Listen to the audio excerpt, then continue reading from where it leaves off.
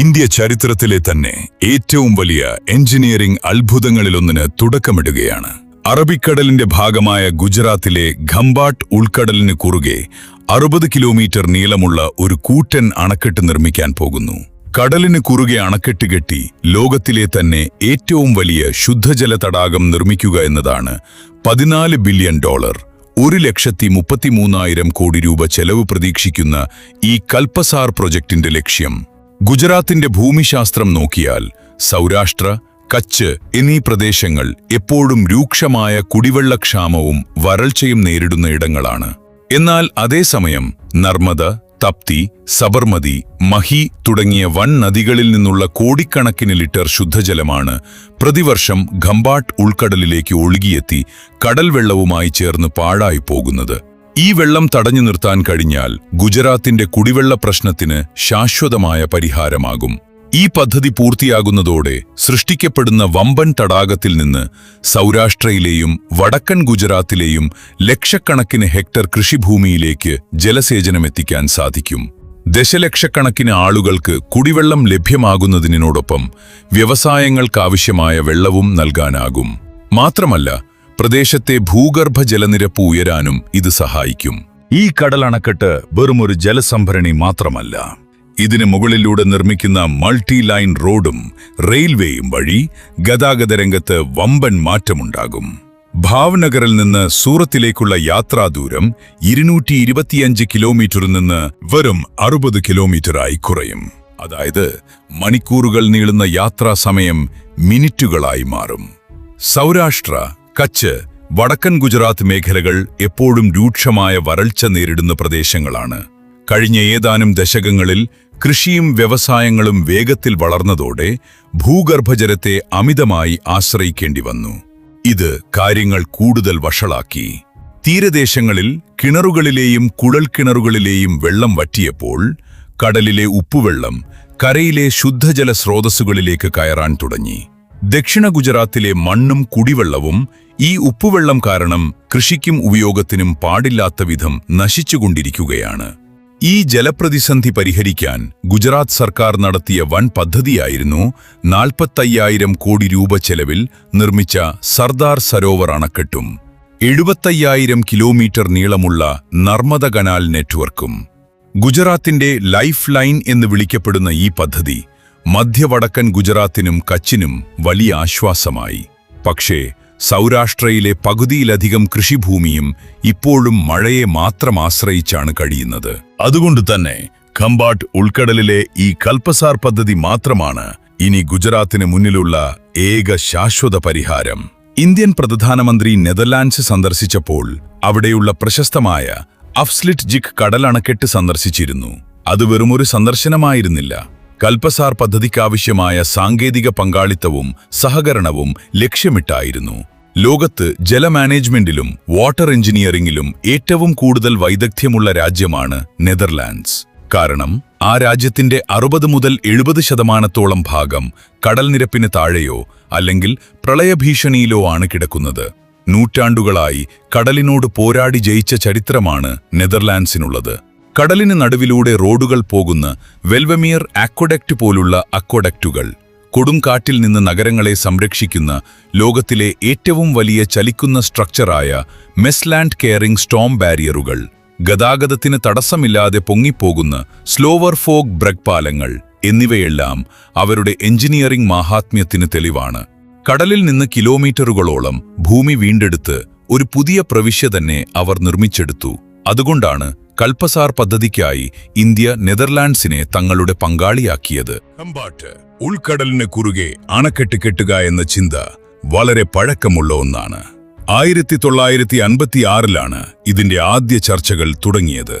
1962-ൽ സൗരാഷ്ട്രയിൽ നിന്നുള്ള മുൻ രാജ്യസഭാംഗം ഭോഗിലാല ഷായാണ് ഖംഭാട്ട് ഉൾക്കടലിൽ തടയണ കെട്ടി ഗാന്ധിസർ എന്ന പേരിൽ ഒരു ശുദ്ധജല തടാകമുണ്ടാക്കാം എന്ന ആശയം മുന്നോട്ടുവെക്കുന്നത്. പിന്നീട് 1964-ൽ എഞ്ചിനീയറായ ഡോക്ടർ വിട്ടൽ ഭായ് പട്ടേൽ ഇതിനൊരു സാങ്കേതിക രൂപം നൽകി. തുടർന്ന് UNDPയുടെ പഠനങ്ങൾക്ക് ശേഷം 1986-ൽ ഗുജറാത്ത് സർക്കാർ ഇവിടം ഒരു വമ്പൻ ശുദ്ധജല സംഭരണിയും റോഡ് റെയിൽ ഇടനാഴിയുമായി പ്രഖ്യാപിച്ചു. വർഷങ്ങൾ നീണ്ട പഠനങ്ങൾക്കായി നിർമ്മാണം തുടങ്ങുന്നതിന് മുൻപ് തന്നെ ഗുജറാത്ത് സർക്കാർ കോടിക്കണക്കിന് രൂപയാണ് ചെലവഴിച്ചത്. എന്നാൽ 2022 പുറത്തുവന്ന പഠന റിപ്പോർട്ടോടെ പദ്ധതിയിൽ വലിയ മാറ്റങ്ങൾ വരുത്തി. പഴയ പ്ലാനിൽ കടൽ വേലിയേറ്റത്തിൽ നിന്ന് വൈദ്യുതി ഉൽപ്പാദിപ്പിക്കുന്ന ടൈഡൽ പവർ പ്ലാന്റും ഒപ്പമുണ്ടായിരുന്നു.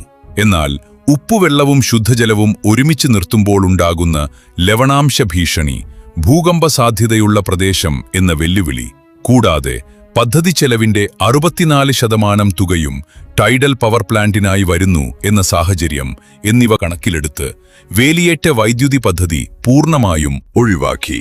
കൽപസാർ പദ്ധതിയെ പൂർണ്ണമായും ഒരു വമ്പൻ ശുദ്ധജല സംഭരണി മാത്രമാക്കി മാറ്റി.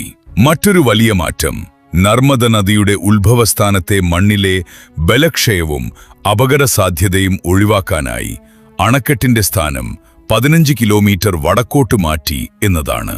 അണക്കെട്ടിന്റെ 26.7 കിലോമീറ്റർ ഭാഗം മാത്രമാകും കടലിലുണ്ടാകുക. ബാക്കി ഭാഗം കരയിലായിരിക്കും.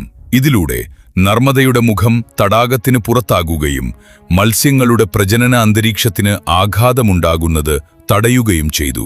നർമ്മദയിലെ വെള്ളം കൽപസാറിലേക്ക് തിരിച്ചുവിടാനായി 4000 കോടി രൂപ ചെലവിൽ ഭാരൂച്ചിനടുത്ത് 1.6 കിലോമീറ്റർ നീളമുള്ള ഭാട്ഭൂത് ബാരേജ് നിർമ്മിക്കുന്നുണ്ട്. ഈ പുതിയ രൂപകൽപ്പനയിലൂടെ 1600 ചതുരശ്ര കിലോമീറ്റർ വിസ്തൃതിയുള്ള ഭീമൻ തടാകം നിലവിൽ വരും. സാബർമതി, മഹി, ധാധർ തുടങ്ങി ഗുജറാത്തിലെ അനവധി നദികളിലെ അധിക ജലം ഇവിടെ സംഭരിക്കപ്പെടും. ഗുജറാത്തിലെ വാർഷിക മഴവെള്ളത്തിന്റെ 25%, അതായത് 10 മുതൽ 13 ബില്യൺ ക്യൂബിക് മീറ്റർ ശുദ്ധജലം ഇവിടെ സൂക്ഷിക്കാനാകും. ഇതിനു മുകളിലൂടെ വരുന്ന 6 ലൈൻ ഹൈവേയും 4 ലൈൻ റെയിൽവേയും സൗരാഷ്ട്രയും ദക്ഷിണ ഗുജറാത്തും തമ്മിലുള്ള ദൂരം 180 കിലോമീറ്ററോളം കുറയ്ക്കുകയും ചെയ്യും. എന്നാൽ ഈ നിർമ്മാണം ഒട്ടും എളുപ്പമല്ല. ഖംഭാട്ട് ഉൾക്കടലിലെ ശക്തമായ വേലിയേറ്റവും വേലിയിറക്കവും അണക്കെട്ടിന്റെ തറക്കല്ലിന് വലിയ ഭീഷണിയാണ്. 30 കിലോമീറ്റർ നീളത്തിൽ കടലിന് നടുവിൽ ഇത്തരമൊരു സ്ഥിരമായ കോൺക്രീറ്റ് തടയണ നിർമ്മിക്കുന്നത് അതിസങ്കീർണമായ സാങ്കേതിക വെല്ലുവിളിയാണ്. തുടക്കത്തിൽ 2000 കോടി രൂപ മാത്രം കണക്കാക്കിയിരുന്ന ഈ പദ്ധതിയുടെ നിർമ്മാണ ചെലവ് ഇന്ന് 1 ലക്ഷം കോടി രൂപയ്ക്കും മുകളിലേക്ക് ഉയർന്നിരിക്കുകയാണ്. ഇത് ധനസമാഹരണത്തിൽ വലിയ പ്രതിസന്ധി സൃഷ്ടിക്കുന്നു. മാത്രവുമല്ല, ഉപ്പുവെള്ളം നിറഞ്ഞ കടൽപ്രദേശം പൂർണ്ണമായും ശുദ്ധജല തടാകമാക്കി മാറ്റുമ്പോൾ അവിടുത്തെ കടൽ ജീവികൾ, കണ്ടൽക്കാടുകൾ, ദേശാടന പക്ഷികൾ എന്നിവയുടെ ആവാസ വ്യവസ്ഥയ്ക്ക് വലിയ മാറ്റങ്ങൾ സംഭവിക്കുകയും നിലവിലെ പല ജീവിവർഗങ്ങളും അവിടെ നിന്ന് വംശനാശം സംഭവിക്കുകയോ പലായനം ചെയ്യപ്പെടുകയോ ചെയ്തേക്കാം. എന്നാൽ ഈ വെല്ലുവിളികൾക്കെല്ലാം അപ്പുറം പദ്ധതി പൂർത്തിയായാൽ ഗുജറാത്തിന് ലഭിക്കുന്ന നേട്ടങ്ങൾ സമാനതകളില്ലാത്തതാണ്. സൗരാഷ്ട്രയിലെ 9 ജില്ലകളിലേക്ക് തടാകത്തിൽ നിന്ന് കനാൽ ശൃംഖലകൾ വഴി വെള്ളമെത്തിക്കും. 50 മീറ്റർ, 80 മീറ്റർ, 100 മീറ്റർ എന്നിങ്ങനെ വ്യത്യസ്ത തലങ്ങളിലുള്ള കനാലുകൾ വഴി ഭാവനഗർ, അംബ്രേലി, ജുനാഗഡ്, രാജകോട്ട്, പോർബന്ദർ, ജാംനഗർ, മോർബി തുടങ്ങിയ ജില്ലകളിലെ 10 ലക്ഷം ഹെക്ടർ കൃഷിഭൂമിയിലേക്ക് ജലസേചനം സാധ്യമാകും. ഇതുവഴി ഭൂഗർഭജലനിരപ്പ് ഉയരുകയും മണ്ണിലെ ഉപ്പുരസം കുറഞ്ഞ് ഉൽപാദനക്ഷമത വർദ്ധിക്കുകയും ചെയ്യും. നിലവിൽ മഴയെ മാത്രം ആശ്രയിച്ച് നിലക്കടലയും പരുത്തിയും മാത്രം കൃഷി ചെയ്യുന്ന കർഷകർക്ക് ഗോതമ്പ്, കടുക്, വെളുത്തുള്ളി, സുഗന്ധവ്യഞ്ജനങ്ങൾ തുടങ്ങിയ ലാഭകരമായ വിളകളിലേക്ക് മാറാൻ കഴിയും. കൽപസാർ തടാകത്തിലെ ജലം ലഭ്യമാകുന്നതോടെ റബി സീസണിലും കൃഷി വിസ്തൃതി വർദ്ധിപ്പിക്കാൻ കർഷകർക്ക് കഴിയും. ഒപ്പം ഗുജറാത്തിലെ മത്സ്യബന്ധന മേഖലയ്ക്കും വലിയൊരു കുതിച്ചുചാട്ടമുണ്ടാകും. 1600 ചതുരശ്ര കിലോമീറ്റർ വിസ്തൃതിയുള്ള ഈ തടാകത്തിലൂടെ തുടക്കത്തിൽ ആയിരക്കണക്കിന് ടണ്ണും പൂർണ്ണ സജ്ജമാകുന്നതോടെ പ്രതിവർഷം കോടിക്കണക്കിന് രൂപ മൂല്യമുള്ള ശുദ്ധജല മത്സ്യോൽപാദനവും സാധ്യമാകും. കൂടാതെ ഉൾനാടൻ ശുദ്ധജല മത്സ്യബന്ധനത്തിലൂടെ പ്രതിവർഷം കോടിക്കണക്കിന് രൂപയുടെ വരുമാനവും ഗുജറാത്തിന് ലഭിക്കും. മറ്റൊരു പ്രധാന നേട്ടം ഗതാഗത മേഖലയിലാണ്. പ്രധാന തുറമുഖങ്ങൾ സ്ഥിതി ചെയ്യുന്ന സൗരാഷ്ട്രയും പ്രമുഖ വ്യവസായ കേന്ദ്രമായ സൗത്ത് ഗുജറാത്തും തമ്മിലുള്ള ദൂരം ഗണ്യമായി കുറയും.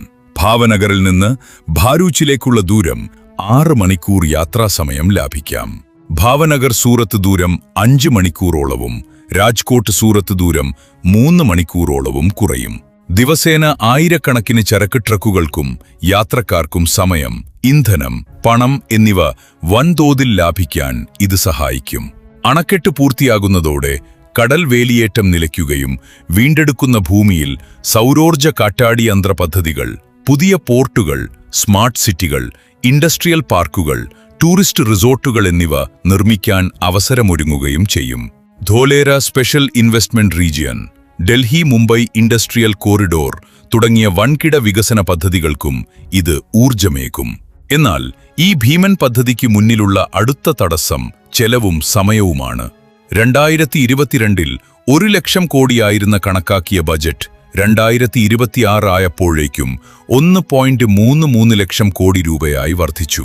അനുമതി ലഭിച്ചാൽ 8 വർഷം കൊണ്ട് പദ്ധതി പൂർത്തിയാക്കുമെന്ന് ഗുജറാത്ത് സർക്കാർ അവകാശപ്പെടുന്നുണ്ടെങ്കിലും സ്വതന്ത്ര വിദഗ്ധർ പറയുന്നത് നിർമ്മാണം പൂർത്തിയാകാൻ കുറഞ്ഞത് 15 വർഷമെങ്കിലും എടുക്കുമെന്നാണ്. നിലവിൽ ഖമ്പാട്ട് ഉൾക്കടൽ തുറന്ന കടലാണ്. ദിവസത്തിൽ 2 തവണ 11 മീറ്റർ വരെ ഉയരത്തിൽ വേലിയേറ്റങ്ങൾ അവിടെ വന്നുപോകുന്നു. കൽപ്പസാർ പൂർത്തിയായാൽ അത് മനുഷ്യചരിത്രത്തിലെ തന്നെ ഏറ്റവും വലിയ മറൈൻ എഞ്ചിനീയറിംഗ് അത്ഭുതങ്ങളിലൊന്നായി മാറും. കടലിനെ തടഞ്ഞു നിർത്തി ലോകത്തിലെ ഏറ്റവും വലിയ ശുദ്ധജല സംഭരണി നിർമ്മിക്കുന്ന ചരിത്രം ഇല്ലെങ്കിൽ 50 വർഷമായി തുടരുന്നതുപോലെ ഇന്ത്യ വിഭാവനം ചെയ്ത ഏറ്റവും വലിയ സ്വപ്ന പദ്ധതിയായി ഇത് പേപ്പറിൽ തന്നെ ശേഷിക്കും. കടലൊടുക്കിനെ തടഞ്ഞു നിർത്താൻ ഇന്ത്യക്ക് സാധിക്കുമോ എന്ന് കാലം തെളിയിക്കും. ഭീമമായ വെല്ലുവിളികൾ മുന്നിലുണ്ടെങ്കിലും ഈ പദ്ധതി യാഥാർത്ഥ്യമാകുമോ ഇല്ലയോ എന്ന് കണ്ടറിയണം. നിങ്ങളുടെ അഭിപ്രായങ്ങൾ താഴെ കമന്റ് ചെയ്യുക.